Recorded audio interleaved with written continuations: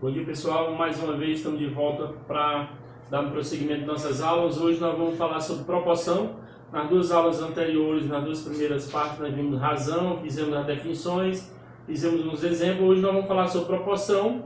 E essa parte de proporção, ela é importante para entendermos os cálculos das questões mais complexas um pouco que vai aparecer sobre o assunto. Então, o assunto de proporção é a seguinte definição que a gente tem para ela. Então, a primeira coisa que a gente tem que entender é que quando você tem uma sequência de números, e essa sequência de números pede para se verificar se ela forma ou não uma proporção nesta ordem, essa ordem não pode mudar, você tem que ter a ordem prevalecida. Quando ele fala sequência de números, nesta ordem que você está estudando é que ela tem que ser estabelecida. Então aqui eu tenho uma sequência de número A, B, C, D. Para me saber se, ou para que ela esteja em proporção, é necessário que, primeira coisa, tem que estabelecer as restrições para o B e para o D. Aí vocês vão entender já o porquê dessas restrições para o B diferente de zero e o D diferente de zero. Então essa sequência A, B, C, D, ela forma uma proporção se e somente se o A está para B, como a gente faz a leitura aqui, ó, o A está para B, assim como o C está para D, assim como o C está para D. Essa é a leitura correta de quando você vai formar uma proporção. Então, essa sequência vai formar uma proporção se somente se você tiver A está para B, você faz a divisão de A para B, e se esse resultado de A por B for o mesmo resultado de C dividido por D. Se esse resultado de A dividido por B for o mesmo de C dividido por D, então essas duas razões formam uma proporção. Ou seja, na realidade, o que é proporção?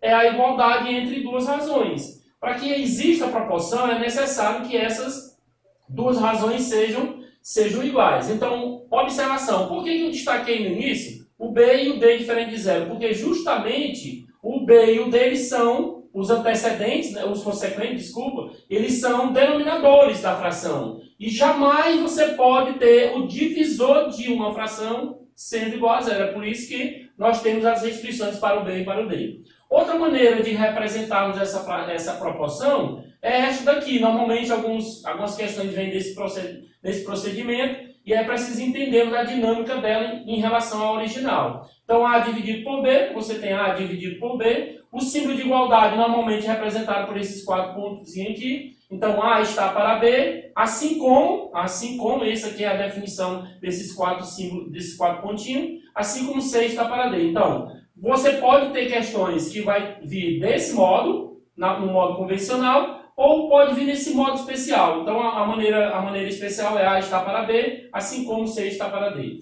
Então, essa é a leitura correta da questão de proporção. Então, recapitulando, proporção é a igualdade entre duas razões. Muito bem.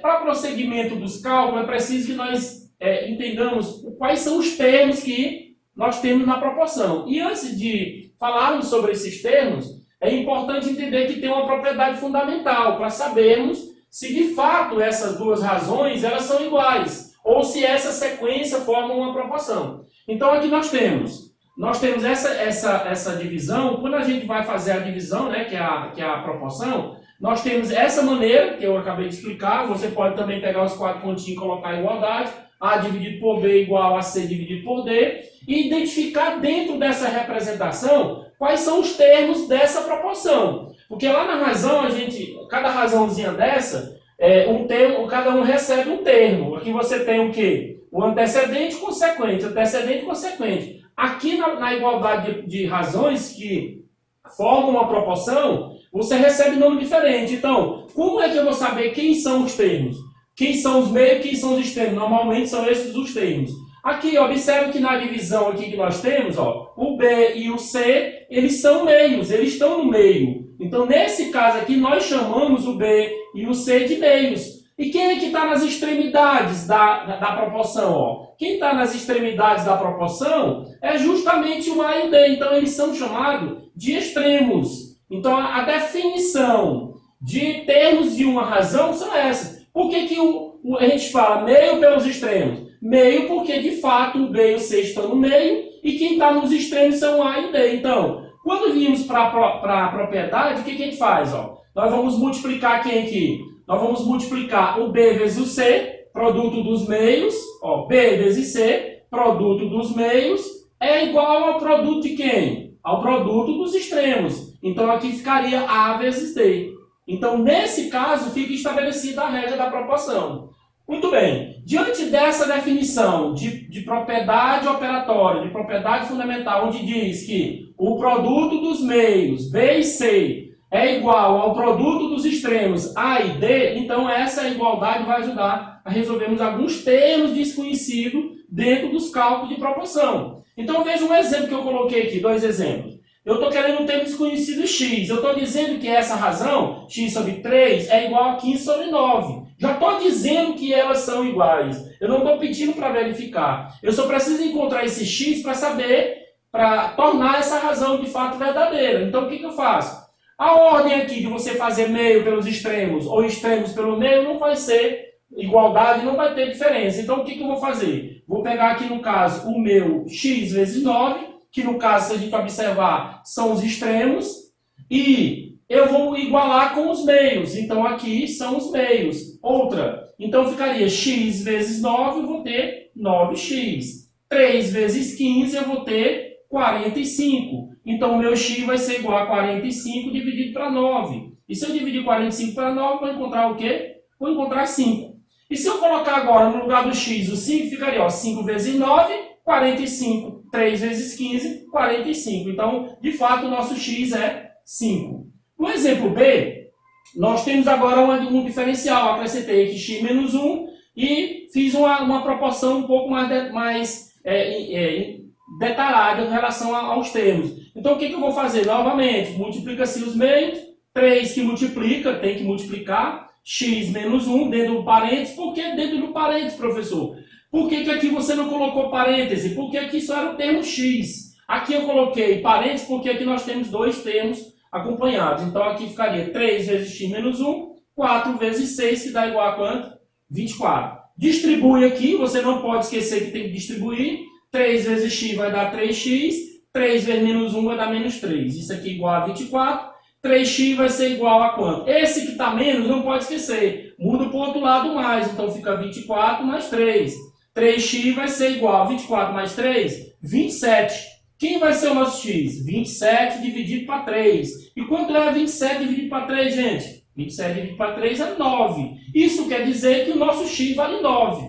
Ou seja, se você pegar 9 menos 1 dá 8. 8 vezes 3 dá 24. E 4 vezes 6 dá 24. Então o nosso cálculo está correto. Nós temos aqui agora umas propriedades operacionais, porque todas as vezes que você for fazer cálculo, não tem como você estar toda hora usando o meio pelos extremos, porque não vai ser possível. Você tem que aprender novas técnicas de resolução. Então nós temos aqui as propriedades operacionais. Se eu tenho aqui uma proporção, a proporção original nossa, né? A está para B, assim como C está para D, eu posso aplicar a primeira propriedade seguinte. Eu posso somar ou subtrair os antecedentes e dividir pelo a soma ou diferença dos consequentes. Então, o que eu vou fazer? Eu posso dizer que A somado com C sobre B somado com D, isso aqui, ó, eu posso somar os antecedentes, somar os consequentes. Eu posso igualar isso aqui, hein? Eu posso igualar isto à minha primeira razão. Então, aqui vai ficar A sobre B. Ou então, eu posso fazer do mesmo modo, A mais C dividido por B mais D. E ao invés de igualar a primeira razão que eu igualei aqui em cima, eu igualo a segunda. Então, essas técnicas aqui nós precisamos aprimorar na hora de for fazer exercício. Então, o que nós vamos fazer aqui agora é só a representação dessas propriedades para na hora de fazer o exercício recapitular sobre elas. Um exemplo bem clássico aqui que eu coloquei, ó, 5. Se eu pegar agora 5, somar com 20 e dividir por 3 somado com 12, o que vai acontecer agora? Esse resultado, quando eu fizer, ele vai dar esse aqui. Observe, se eu fizer 5 mais 20 dá igual a 25 e 3 mais 12 dá igual a 15. Se eu simplificar isso aqui tudo por 5, olha o que acontece. 25 dividido por 5 vai dar 5 e 15 dividido por 5 vai dar 3. Ó. Justamente a primeira a primeira razão. Do mesmo modo, se eu fosse fazer 5 mais 20, 3 mais 12 e fazer a igualdade, nós íamos ter a mesma relação com a segunda razão. Fica a dica para a gente fazer na próxima lista de exercícios. Outra propriedade, ao invés de eu estar somando os antecedentes e dividindo pelos consequentes, ou subtraindo também, eu posso relacionar termo a termo. Eu posso relacionar o antecedente com o consequente e o antecedente com o consequente. Só que é o seguinte, o que eu fizer nessa razão, eu tenho que fazer nessa aqui também. Ou seja, se eu pegar, por exemplo, A e somar com B e dividir pelo A. Se eu pegar A, somar com B e dividir pelo A, que é o antecedente. Do jeito que eu fiz desse lado, eu tenho que fazer desse aqui. Ou seja, C mais D, ó, C mais o D, isso aqui tudo dividido por quem? Se eu dividir pelo antecedente, quem é o antecedente aqui? É o C. Então, essa aqui se torna uma proporção. Também posso pegar A mais B, ó, posso pegar A mais B, e ao invés de dividir pelo antecedente, divido pelo consequente, divido por B. O que eu fiz desse lado, eu faço desse. Então fica C mais D, ao invés de dividir pelo antecedente, divido pelo consequente, que é o D. Coloquei um exemplozinho para a gente entender aqui a aplicação da propriedade. Vou o que fazer? Vou somar o 2, ficaria ó, 20 mais quanto? Mais 4. Dividido por quanto, gente? Pode dividir lá por 20, que era o primeiro que eu fiz aqui, ó, que é o que está no lugar do A é o 20. Dividido por 20. O que eu fiz desse lado, eu faço desse, ou seja, 25 mais quem? Mais 5. Isso aqui dividido por quanto, gente? Pelo 25, que é o número de cima. Some 20 mais 4, dá 24. Sobre 20. Simplifique, ou some aqui do outro lado. 25 mais 5, 30. E 20 sobre 25. Simplifique agora para você ver que elas formam uma proporção de fato. Ó. Se você simplificar isso aqui tudo por 4, se você simplificar isso aqui tudo por 5, olha o que acontece. 24 dividido por 4 vai dar 6. E 20 dividido por 4 vai dar 5. Se eu pegar 30 dividido por 5 vai dar 6. E se eu pegar 25 dividido por 5 vai dar 5. Veja que elas são de fato iguais. E se você quiser tirar mais da prova ainda, multiplicar. Ó. 6 vezes 5 é 30 e 5 vezes 6 é 30. Então, na aula de hoje, basicamente é essa apresentação sobre proporção. Na nossa próxima aula, nós vamos fazer algumas resoluções de exercício aplicando a propriedade fundamental e essas duas propriedades operacionais que são de suma importância na resolução das nossas questões que nós temos na lista de exercícios. Fica a dica para a nossa próxima aula, resolução de exercícios.